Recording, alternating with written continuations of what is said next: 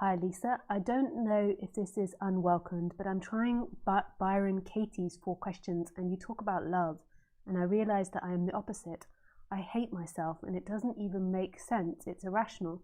I've tried many things over the course of a few years and I'm stuck in addiction. I've listened to you and talked to you once or twice. I'm just reaching out because I'd like to ask, maybe I've missed you saying it, but how would you tackle self-hatred? Thanks, I hope you're good. Yeah, so I think that Byron Katie is great. I recommend her, I think, on my website, and I love her teaching. But self-hatred is a very difficult dynamic to challenge. There is a book on my website about shame. You might find that helpful. But I would recommend working with someone one-on-one. So on my website, you'll also find, I recommend therapists, and then there are some links to it.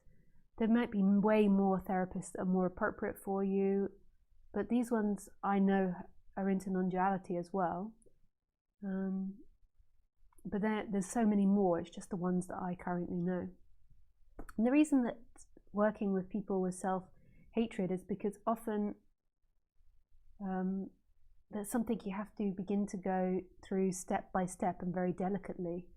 And if you just try to tackle it alone, it might not decrease. So addiction is most probably trying to escape that hatred that you feel for yourself.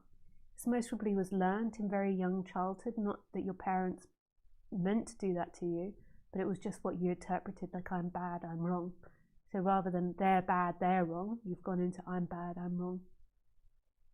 And it's a very delicate process, and often these things are healed through forming a relationship with someone that you trust and then exploring this self-hatred, because these sorts of things come about from relationships. It's like, I hate myself in comparison to the other and to the outside world. So as you form a relationship with someone that doesn't hate you and that doesn't see you like that, then you can begin to explore and expose it. And then also they could begin to recommend and work with you on addiction issues. I don't think that you'll just tackle it from reading books or listening to these talks. I think it's something you'll need to deeply, or doing the Byron Katie, even though I think the Byron Katie work is brilliant, carry on doing it. I think you'll need more specific work, especially with the addiction. There's also Paul Hederman, a teacher who speaks about non-duality and addiction. There's also AA, which I've heard is fantastic. So non-duality, I don't think is going to get rid of these things. These are things that you're going to have to go and explore and find out. There might be trauma there as well. So that would be my recommendation.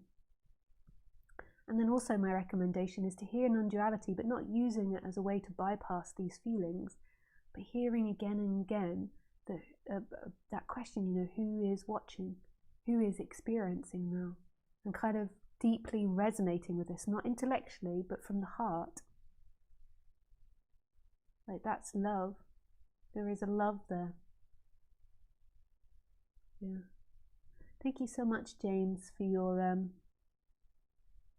question. I hope that helps in some way. And we can also go into feelings. So often self-hatred, love for yourself, or hatred or love for others come from the heart. So you can begin to explore the sensations in the heart, like what it feels like in your heart. You could do massages or exercise around the heart area as well.